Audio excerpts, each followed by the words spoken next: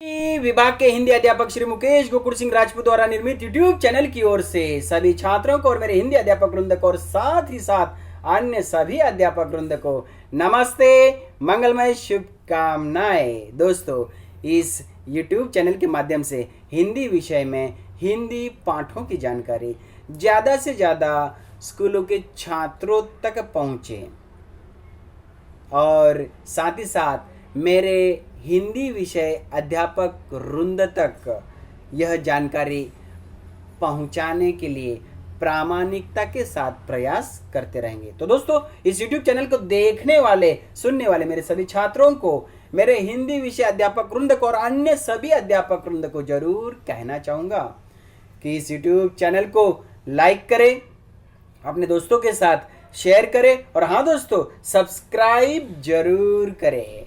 और हाँ, इस YouTube चैनल की लिंक को अपने दोस्तों में ज़्यादा से ज़्यादा शेयर करें और मेरा वीडियो आप लोगों को कैसे लगा इस बारे में ज़रूर कमेंट करें। तो चलिए दोस्तों, आज के इस सत्र में हिंदी लोक भारती कक्षा 10वीं की दूसरी इकाई का दूसरा पूरक पठन, जिसका नाम है दो लघु कथाएं।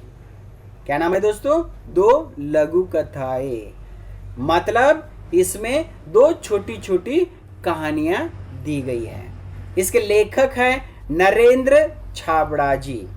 कौन है दोस्तों लेखक? नरेंद्र छाबड़ा जी। तो चलिए दोस्तों, अगले टॉपिक में हम लेखक का संक्षिप्त परिचय प्राप्त करेंगे। वह इस प्रकार। नरेंद्र छाबड़ा जी एक सुप्रसिद्ध जाने माने कथाकार है।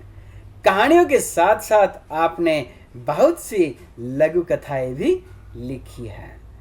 आपकी लघु कथाएं विभिन्न पत्र पत्रिकाओं में नियमित रूप से स्थान पाती रही है।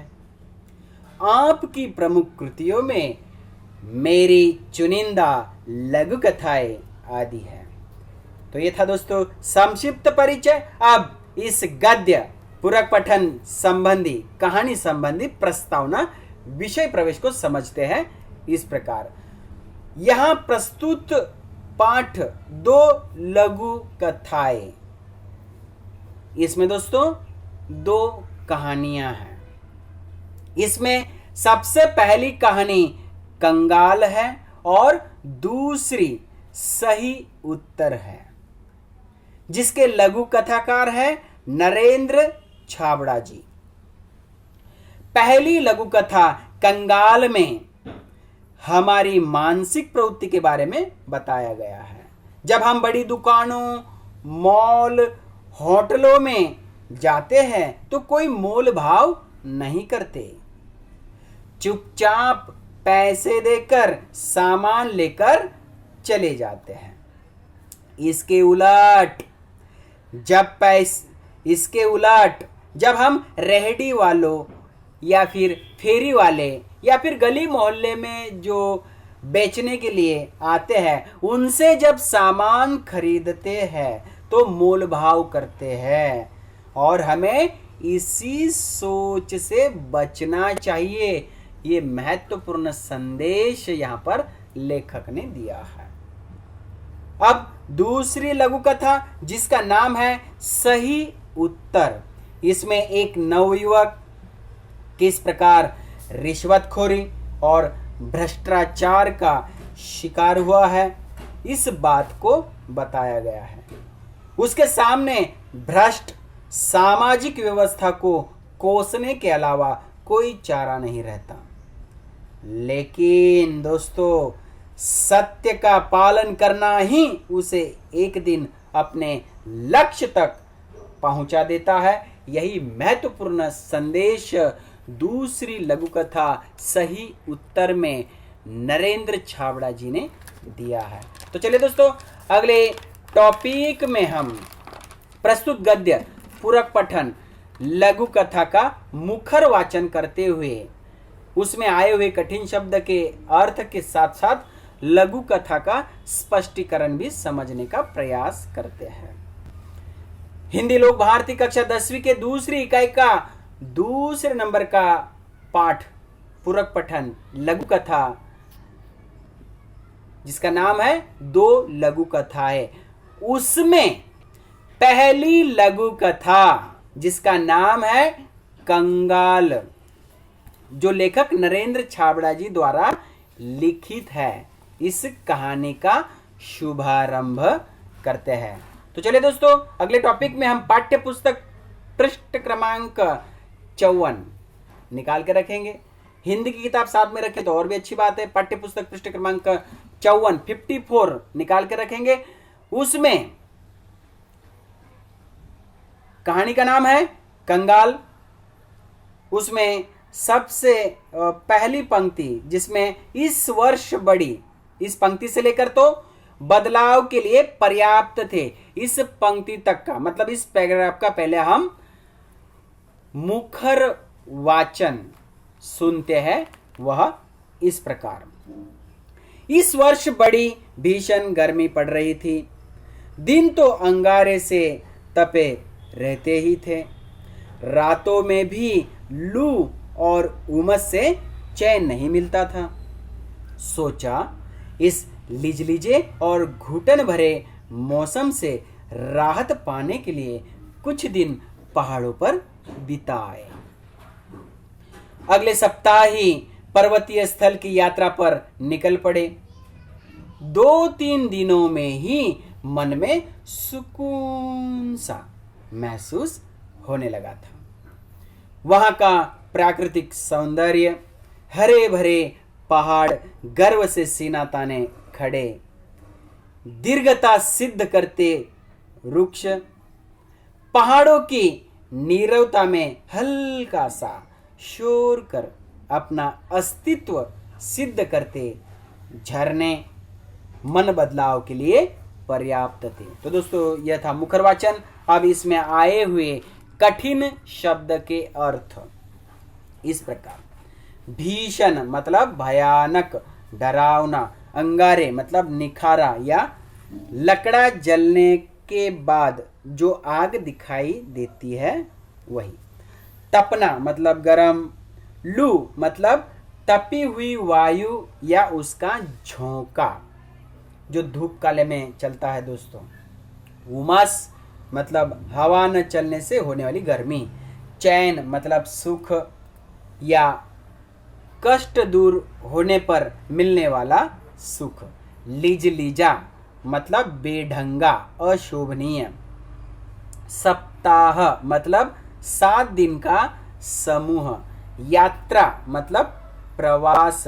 सुकून मतलब शांति या फिर सुख। घुटन भरा मतलब सांस लेने में होने वाली कठिनाई की स्थिति। गर्व मतलब अभिमान। राहत मतलब आराम या फिर सुख। नीरवता मतलब शब्द रहित जिसमें ध्वनि न हो। तो ये थे दोस्तों कठिन शब्द के अर्थ। अब इस वर्ष बड़ी, इस पंक्ति से लेकर तो बदलाव के लिए पर्याप्त थे, इस पैराग्राफ का सरल अर्थ स्पष्टीकरण समझने का प्रयास करते हैं। वह इस प्रकार। प्रस्तुत पूरक पठन की पहली लघु कथा कंगाल में नरेंद्र छाबड़ा जी कहते हैं, दोस्तों इस वर्ष बड़ी भीषण मतलब भयानक डरावनी गर्मी पड़ रही थी। सूरज नारायण के उगने के साथ धूप भी बढ़ती जाती थी, जिसके कारण दिन तो अंगारे जैसे मतलब निखार के भांति या लकड़ा जलने के बाद कोयले के रूप में जो आग अंगारा दिखाई देता है वैसे ही दिन दिखाई देता था। अंगारे से तप रहा है मतलब गरम हो रहा है। साथ ही साथ रातों में भी दिन की तपी हुई वायु या उसका झोंका जिसे हम लू कहते हैं वह चलती थी। और हाँ दोस्तों, उमस मतलब हवा न चलने से भी गर्मी होती थी, जिसके कारण चैन मतलब सुख नहीं मिलता था। इसलिए सोचा मतलब मन में विचार आया कि इस लिज लीजे मतलब बेढंगा, अशोभनीय, और घुटन भरे मतलब सांस लेने में भी कठिनाई के मौसम से राहत पाने के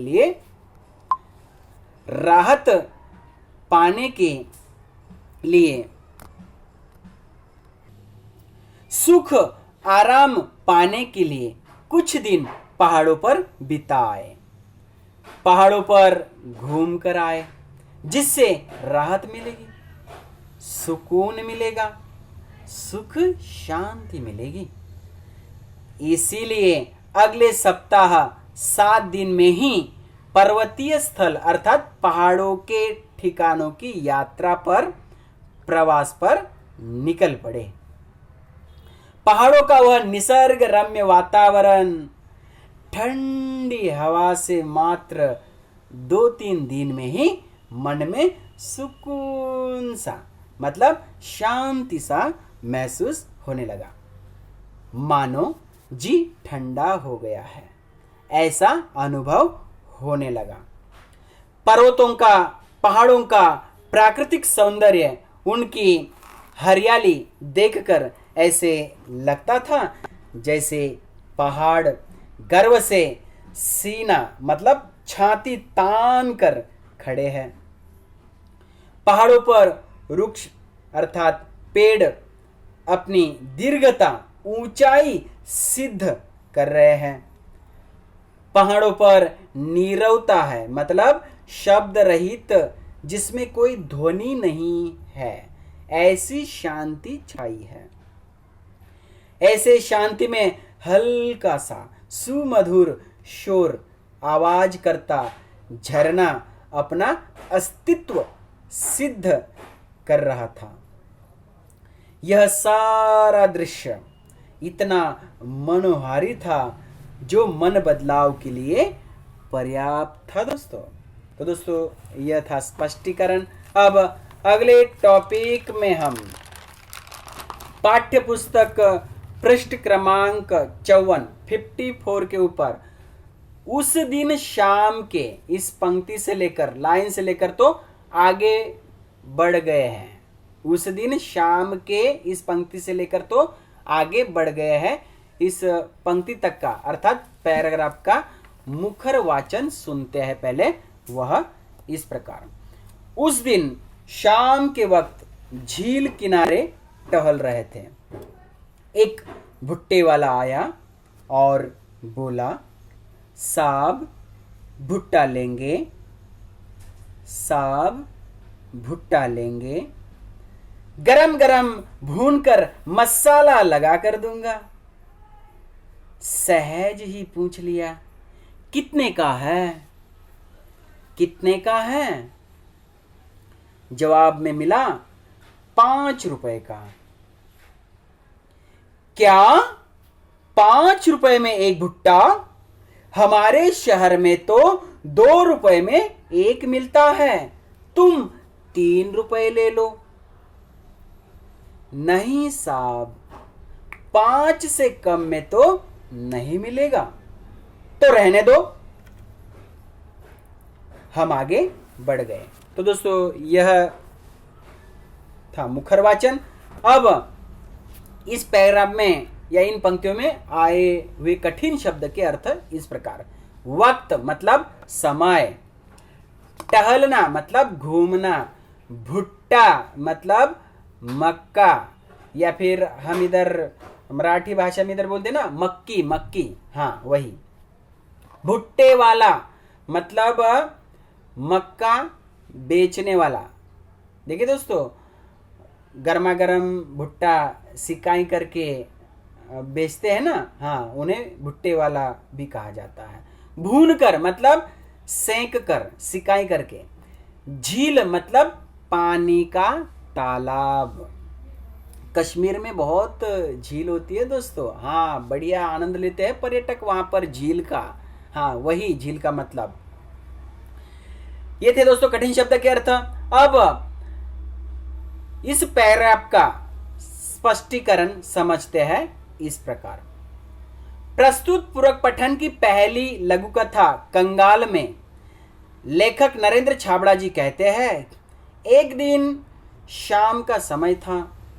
झील मतलब तालाब के किनारे टहल रहे थे, अर्थात घूम रहे थे। एक भुट्टे वाला मतलब मक्का बेचने वाला सामने आया और बोला, साहब भुट्टा लेंगे? साहब भुट्टा लेंगे, अर्थात साहब मक्का लेंगे?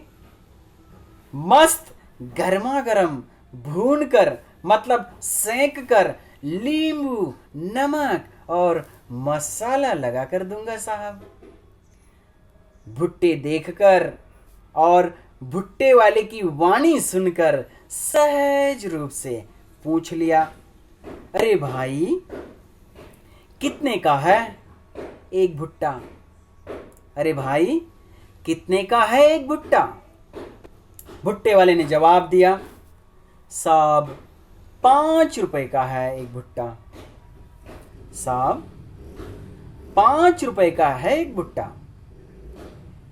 एक भुट्टे की कीमत 5 रुपए सुनकर साहब जी चौंक उठे और सवाल किया भुट्टे वाले से, अरे भाई क्या 5 रुपए में एक भुट्टा? हमारे शहर में तो कितना सस्ता है, सिर्फ 2 रुपए में एक भुट्टा मिलता है और आप 5 रुपए में एक भुट्टा दे रहे हैं, इतना महंगा। ठीक है, आप एक भुट्टे के 3 रुपए ले लो। आप एक भुट्टे के 3 रुपए ले लो, 5 रुपए ज्यादा होते हैं, 3 रुपए ले लो ना। भुट्टे वाला जवाब देता है, नहीं साहब 5 रुपए से कम में तो नहीं मिलेगा। भुट्टे वाले का जवाब सुनकर साहब जी ने कहा, तो रहने दो भाई, ऐसा कहकर भुट्टा न खरीदते हुए ही आगे बढ़ गए। तो दोस्तों यह था स्पष्टीकरण। अब अगले टॉपिक में हम पाठ्य पुस्तक पृष्ठ क्रमांक 54 अर्थात 54 के ऊपर, पाठ्य पुस्तक पृष्ठ क्रमांक 54 के ऊपर एकाएक पैर ठिठक गए, इस पंक्ति से लेकर तो अनुभव कर रहा था इस पंक्ति तक, मतलब इस पैराग्राफ का पहले मुखर वाचन सुनते हैं वह इस प्रकार, एकाएक पैर ठिठक गए और मन में विचार उठा कि हमारे जैसे लोग पहाड़ों पर घूमने का शौक रखते हैं, हजारों रुपए खर्च करते हैं, अच्छे होटलों में रुकते हैं, जो बड़ी दुकानों के बिना दाम पूछे खर्च करते हैं, जो बड़ी दुकानों में बिना दाम पूछे खर्च करते हैं, पर गरीब से 2 रुपए के लिए झिकझिक करते हैं। कितने कंगाल हैं हम। उल्टे कदम लौटा और 20 रुपए में 4 भुट्टे खरीद कर चल पड़ा अपनी राह। मन अब सुकून अनुभव कर रहा था। तो दोस्तों यह था मुखर वाचन। अब इसमें आए हुए कठिन शब्द के अर्थ इस प्रकार, ठिठक मतलब रुक जाना, शौक मतलब रुचि, दाम मतलब कीमत, झिकझिक मतलब भाव करते हैं ना दोस्तों, हाँ वही, कंगाल मतलब निर्धन गरीब, कदम मतलब पैर, राह मतलब रास्ता, सुकून मतलब शांति। दोस्तों ये थे कठिन शब्द के अर्थ। अब एकाएक पैर ठिठक गए, इस पंक्ति से लेकर तो अनुभव कर रहा था इस पंक्ति तक का, मतलब इस पैराग्राफ का स्पष्टीकरण इस प्रकार। प्रस्तुत पूरक पठन की पहली लघु कथा कंगाल में लेखक नरेंद्र छाबड़ा जी कहते हैं, भुट्टे वाले को भुट्टे की कीमत, भुट्टे वाले से भुट्टे की कीमत सुनकर नहीं बोल दिया, और आगे बढ़ गए, लेकिन चलते चलते एकदम पैर ठिठक गए, मतलब पैर रुक गए और मन में विचार उठा कि हमारे जैसे लोग पहाड़ों पर घूमने का, टहलने का शौक रखते हैं, मतलब रुचि रखते हैं, हजारों रुपए खर्च करते हैं, अच्छे होटलों में रुकते हैं, इतना ही नहीं तो बड़ी दुकानों में, मॉल में बिना दाम अर्थात कीमत पूछे बिना खर्च करते हैं। लेकिन गरीब से कोई चीज खरीदते हैं तो कितने झिकझिक करते हैं, अर्थात कटकट करते हैं, भाव करते रहते हैं। कितने कंगाल हैं हम, अर्थात कितने गरीब निर्धन है हम।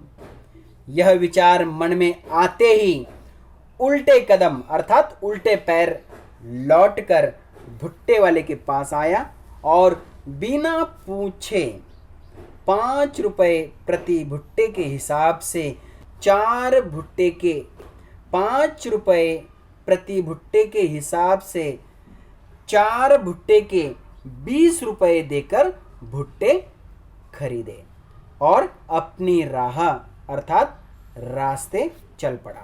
तब जाकर मन को सुकून लगा, शांति लगी, ठंडक का अनुभव कर रहा था। तो दोस्तों यह था स्पष्टीकरण। अब अगले टॉपिक में हम हिंदी लोक भारती कक्षा 10वीं की दूसरी इकाई का दूसरा पूरक पठन, 2 लघु कथाएं। इसमें दूसरी लघु कथा जिसका नाम है सही उत्तर। क्या नाम है दोस्तों? सही उत्तर, जिसके लेखक है नरेंद्र छाबड़ा।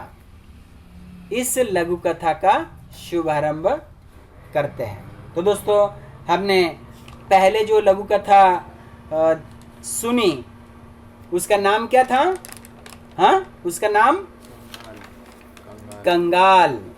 और अब हम दूसरी लघु कथा समझने जा रहे हैं। उसका नाम क्या है फिर? क्या नाम है? सही उत्तर। तो चलिए समझते हैं इसको। अभी पाठ्य पुस्तक पृष्ठ क्रमांक 55 के ऊपर अब तक वह इस पंक्ति से लेकर असफलता ही आई थी। अब तक वह इस पंक्ति से लेकर तो असफलता ही आई थी। इस पंक्ति तक का, इस पैराग्राफ का पहले मुखर वाचन सुनते हैं। वह इस प्रकार, अब तक वह कितने ही स्थानों पर, अब तक वह कितने ही स्थानों पर नौकरी के लिए आवेदन कर चुका था, साक्षात्कार दे चुका था। उसके प्रमाण पत्रों की फाइल भी उसे सफलता दिलाने में नाकामयाब रही थी। हर जगह भ्रष्टाचार, रिश्वत का बोलबाला होने के कारण योग्यता के बावजूद उसका चयन नहीं हो पाता था। हर ओर से अब वह निराश हो चुका था। भ्रष्ट सामाजिक व्यवस्था को कोसने के अलावा उसके वश में और कुछ तो था नहीं। आज फिर उसे साक्षात्कार के लिए जाना है।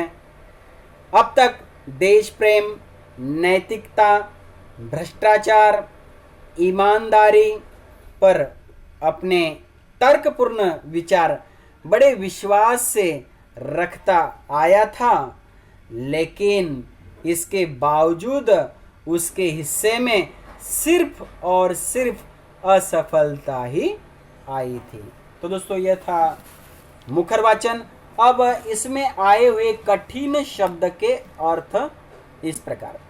आवेदन मतलब काम के लिए प्रार्थना, अर्जी, या किसी नौकरी के लिए अर्जी करते हैं ना दोस्तों, फार्म भरते हैं ना, हाँ वही, उसे आवेदन कहते हैं। साक्षात्कार मतलब मुलाकात, जिसे हम इंटरव्यू भी कहते हैं ना, हाँ वही। प्रमाण पत्र मतलब सर्टिफिकेट या दाखिला।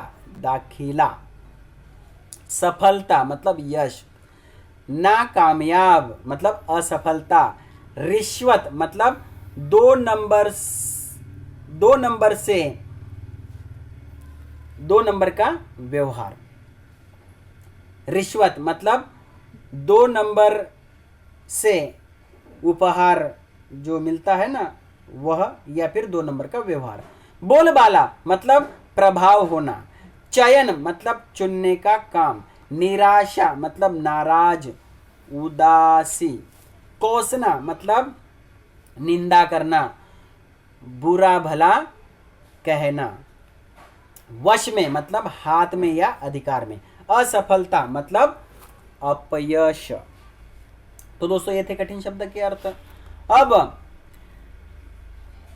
अब तक वह इस पंक्ति से लेकर तो असफलता ही आई थी। इस पैराग्राफ का स्पष्टीकरण समझते हैं इस प्रकार। प्रस्तुत पैराग्राफ का स्पष्टीकरण इस प्रकार। प्रस्तुत पूरक पठन की दूसरी लघु कथा। प्रस्तुत पूरक पठन की दूसरी लघु कथा सही उत्तर में लेखक नरेंद्र छाबड़ा जी कहते हैं, एक नवयुवक किस प्रकार भ्रष्टाचार और रिश्वतखोरी का शिकार होता है। इस बात को स्पष्ट करते हुए कहते हैं, नवयुवक अब तक कई जगह पर नौकरी के लिए आवेदन कर चुका था, मतलब नौकरी के लिए प्रार्थना अर्जी कर चुका था। साक्षात्कार मतलब मुलाकात दे चुका था, इंटरव्यू दे चुका था। उसके पास प्रमाण पत्र तो इतने थे जो पूरी फाइल भर चुकी थी, परंतु वह फाइल भी उसे सफलता दिलाने में, यश दिलाने में नाकामयाब मतलब असफल रही थी। अर्थात एक भी प्रमाण पत्र, सर्टिफिकेट से यश प्राप्त नहीं हुआ। क्योंकि दोस्तों जहां भी साक्षात्कार मुलाकात के लिए जाता था, ऐसे हर जगह भ्रष्टाचार, रिश्वत मतलब 2 नंबर से उपहार का लेन देन का व्यवहार, साथ ही 2 नंबर के उपहार लेन देन के व्यवहार का बोलबाला था, मतलब प्रभाव था।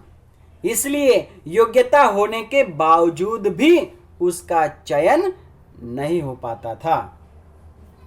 नौकरी के लिए उसको चुना नहीं जाता था। प्रत्येक जगह से अब वह निराश अर्थात उदास हो चुका था। भ्रष्ट हो चुकी सामाजिक व्यवस्था को कोसने के मतलब निंदा करने और बुरा भला कहने के अलावा उसके वश में अर्थात हाथ में, अधिकार में और कुछ भी तो बचा नहीं था। नवयुवक आज फिर से साक्षात्कार अर्थात मुलाकात के लिए, इंटरव्यू के लिए जाने वाला है। अब तक मुलाकात में देश प्रेम, नैतिकता, शिष्टाचार, ईमानदारी पर अपने तर्कपूर्ण विचार बड़े विश्वास से रखता आया था। इतनी अच्छी मुलाकात, इंटरव्यू देने के बावजूद भी उसके हिस्से में, नसीब में सिर्फ और सिर्फ असफलता ही आई थी, अपयश ही आया था। तो दोस्तों यह था स्पष्टीकरण। अब अगले टॉपिक में हम पाठ्य पुस्तक पृष्ठ क्रमांक 55 के ऊपर पंक्ति साक्षात्कार के लिए, इस पंक्ति से लेकर निराश हो सकता है, परास्त नहीं। इस पंक्ति तक का पहले मुखर वाचन सुनते हैं, वह इस प्रकार। साक्षात्कार के लिए उपस्थित प्रतिनिधि मंडल में से एक अधिकारी ने पूछा, भ्रष्टाचार के बारे में आपकी क्या राय है?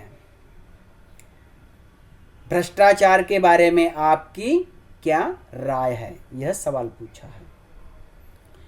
भ्रष्टाचार एक ऐसा कीड़ा है जो देश को घून की तरह खा रहा है। इसने सारी सामाजिक व्यवस्था को चिंताजनक स्थिति में पहुंचा दिया है। सच कहा जाए तो यह देश के लिए कलंक है। अधिकारियों के चेहरे पर हल्की सी मुस्कान और उत्सुकता छा गई। उसके तर्क में उन्हें रुचि महसूस होने लगी। दूसरे अधिकारी ने प्रश्न किया, रिश्वत को आप क्या मानते हैं? रिश्वत को आप क्या मानते हैं? जवाब देते हुए, यह भ्रष्टाचार की बहन है। यह भ्रष्टाचार की बहन है। जैसे विशेष अवसरों पर हम अपने प्रियजनों, परिचितों, मित्रों को उपहार देते हैं, इसका स्वरूप भी कुछ कुछ वैसा ही है। लेकिन उपहार देकर हम केवल खुशियों या कर्तव्यों का आदान प्रदान करते हैं, इससे अधिक कुछ नहीं। जबकि रिश्वत देने से रुके हुए कार्य, दबी हुई फाइलें, टलती हुई पदोन्नति, रोकी गई नौकरी आदि में इसके कारण सफलता हासिल की जा सकती है, तब भी यह समाज के माथे पर कलंक है। इसका समर्थन कतई नहीं किया जा सकता, ऐसी मेरी धारणा है। कहकर वह तेजी से बाहर निकल आया। जानता था कि यहां भी चयन नहीं होगा, पर भीतर बैठे अधिकारियों ने गंभीरता से विचार विमर्श करने के बाद युवक के सही उत्तर की दाद देते हुए उसका चयन कर लिया। आज वह समझा कि सत्य कुछ समय के लिए निराश हो सकता है, परास्त नहीं। तो दोस्तों, यह था मुखर वाचन। अब इस पैराग्राफ में आए हुए कठिन शब्द के अर्थ इस प्रकार। साक्षात्कार मतलब मुलाकात, या फिर जिसे हम इंटरव्यू देना ऐसा भी कहते हैं ना। हाँ, नौकरी के समय देखिए दोस्तों, इंटरव्यू लिया जाता है। पहले मानो मौखिक परीक्षा, फिर मौखिक परीक्षा के बाद इंटरव्यू, लेखी परीक्षा, फिर उसके बाद में इंटरव्यू, मतलब साक्षात्कार होता है दोस्तों। अधिकारी मतलब बड़े साहब या अफसर। राय मतलब विचार, सलाह। घुन मतलब अनाज, लकड़ी आदि में लगने वाला एक कीड़ा। चिंताजनक मतलब फिक्र। कलंक मतलब दाग या फिर धब्बा या फिर लांछन जिसे बोलते हैं। मुस्कान मतलब हंसी। तर्क मतलब दलील। महसूस मतलब अनुभव। प्रियजनों मतलब प्रिय व्यक्ति। परिचित मतलब जान पहचान वाले। उपहार मतलब भेंट या फिर सौगात। आदान प्रदान मतलब लेना देना या लेन देन। पदोन्नति मतलब प्रमोशन। हासिल मतलब प्राप्त। समर्थन मतलब पुष्टि करना। कतई मतलब बिल्कुल। गंभीरता मतलब सीरियस, गहराई से, दाद देना मतलब प्रशंसा करना, निराश मतलब उदास, परास्त मतलब पराजय। तो दोस्तों ये थे पैराग्राफ में आए हुए कठिन शब्द के अर्थ। अब इस पैराग्राफ का स्पष्टीकरण समझते हैं, वह इस प्रकार। प्रस्तुत पूरक पठन की दूसरी लघु कथा सही उत्तर में लेखक नरेंद्र छाबड़ा जी कहते हैं, अब तक कई मुलाकात में अपयश आने के बाद भी सफलता मिलेगी, सत्य की विजय होगी, यही आशा रखते हुए युवक साक्षात्कार के लिए गया है। साक्षात्कार अर्थात मुलाकात के लिए, इंटरव्यू के लिए उपस्थित प्रतिनिधि मंडल अर्थात पैनल में से एक अधिकारी मतलब बड़े साहब।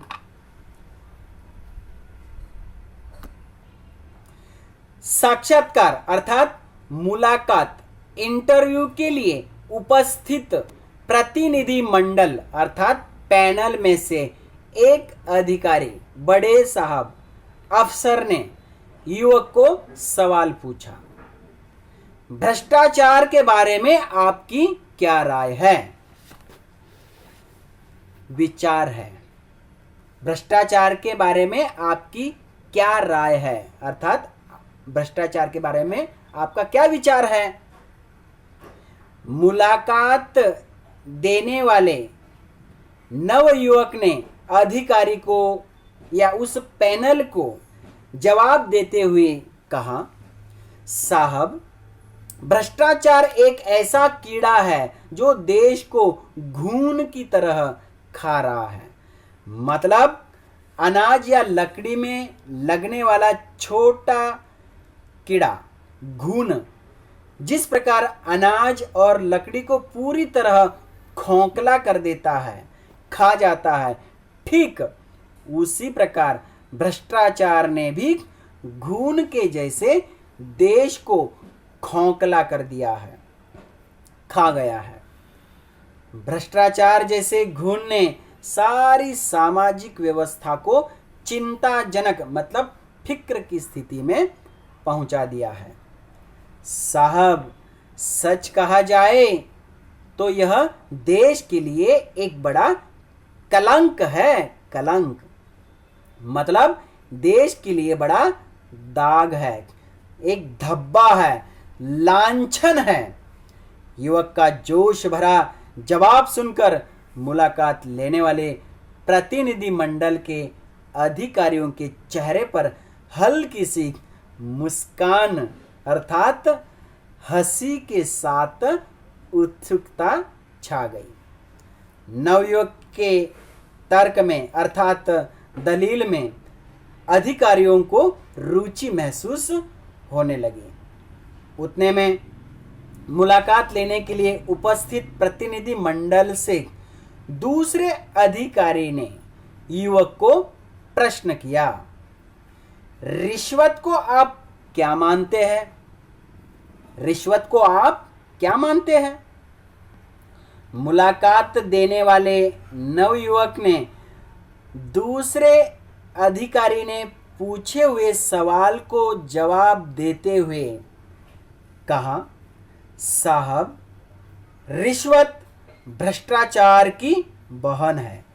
जिस प्रकार विशेष अवसरों पर हम अपने प्रियजनों अर्थात प्रिय व्यक्ति, परिचितों अर्थात जान पहचान वाले मित्रों को उपहार देते हैं, मतलब सौगात देते हैं, भेंट देते हैं, इसका स्वरूप, रिश्वत का स्वरूप भी कुछ कुछ वैसा ही है।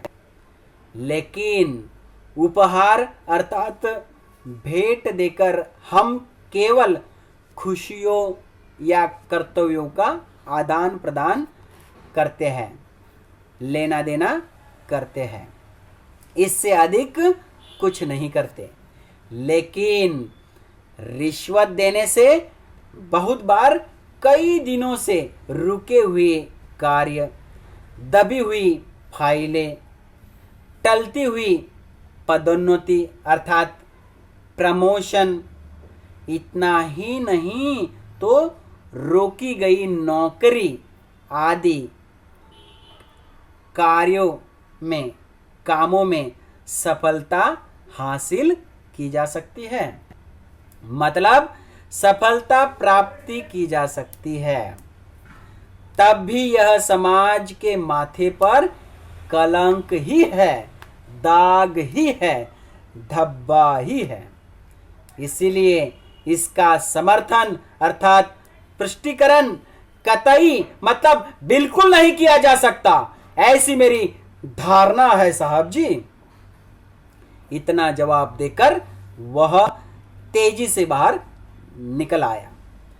नवयुवक जानता था कि यहां भी चयन अर्थात चुनाव नहीं होगा, लेकिन भीतर मतलब अंदर बैठे अधिकारियों ने इंटरव्यू के या मुलाकात के लिए उपस्थित हुआ वो जो पूरा पैनल था, उस पैनल के सभी अधिकारियों ने नवयुवक के दोनों जवाब पर गंभीरता से सीरियस होकर गहराई से विचार विमर्श सलाह मसलत करने के बाद मुलाकात के लिए इंटरव्यू के लिए उपस्थित प्रतिनिधि मंडल के अधिकारियों ने युवक के सही उत्तर की दाद दी, मतलब प्रशंसा करते हुए उसका चयन किया अर्थात चुनाव किया। आज के मुलाकात में सफलता प्राप्त होने पर युवक समझा कि सत्य कुछ समय के लिए निराश हो सकता है, सत्य कुछ समय के लिए निराश हो सकता है, उदास हो सकता है, लेकिन परास्त नहीं हो सकता, लेकिन परास्त नहीं हो सकता, मतलब पराजय नहीं हो सकता। तो दोस्तों इस प्रकार से सही उत्तर इस कहानी के माध्यम से भ्रष्टाचार के विरोध में अक्सर रहना चाहिए, भ्रष्टाचार के खिलाफ आवाज उठानी चाहिए, यही संदेश लेखक नरेंद्र जी छाबड़ा इन्होंने इस छोटी लघु कथा में दिया है दोस्तों। तो चलिए दोस्तों, इस प्रकार हिंदी लोक भारती कक्षा 10वीं के दूसरे इकाई का दूसरा पूरक पठन 2 लघु कथाएं, जिसमें पहली लघु कथा कंगाल थी और दूसरी लघु कथा सही उत्तर थी, वह यहाँ पर संपन्न हुई है। मुझे उम्मीद है दोस्तों आप लोगों को ये दोनों कहानियाँ पसंद आई होंगी, अच्छे ढंग से समझ में भी आई होंगी। और हाँ दोस्तों, इन दोनों कहानियों को और भी अच्छे ढंग से यदि समझना है तो क्या करेंगे आप लोग, इस वीडियो को बार बार देखेंगे, सुनेंगे, उसमें आए हुए कठिन शब्द के अर्थ जो है वो अपने कॉपी में नोटबुक में नोट डाउन कर लेंगे। और हाँ दोस्तों, इसका जो कृति पत्र है वह भी सॉल्व करने का प्रयास करेंगे, मतलब स्वाध्याय भी लेखन करने का प्रयास करेंगे, तो आपको ये जो कहानी है और भी अच्छे ढंग से समझ में आ जाएंगी। तो चलिए दोस्तों, आप सभी छात्र और सभी मेरे अध्यापक वृंद अपना ख्याल रखें। जाते जाते फिर से एक बार ज़रूर कहना चाहूँगा कि इस YouTube चैनल को लाइक करें, अपने दोस्तों के साथ शेयर करें, और हाँ दोस्तों सब्सक्राइब जरूर करें। और इस YouTube चैनल की जो हम लिंक भेजते हैं वह लिंक भी अपने दोस्तों में ज़्यादा से ज़्यादा शेयर करें। और हाँ दोस्तों, मेरा वीडियो कैसे लगा इस बारे में ज़रूर कमेंट करें। तो चलिए दोस्तों, जाते जाते फिर से एक बार मेरे सभी छात्रों को, हिंदी अध्यापक वृंद को और अन्य सभी अध्यापक वृंद को नमस्ते, मंगलमय, शुभ शुभकामनाएं।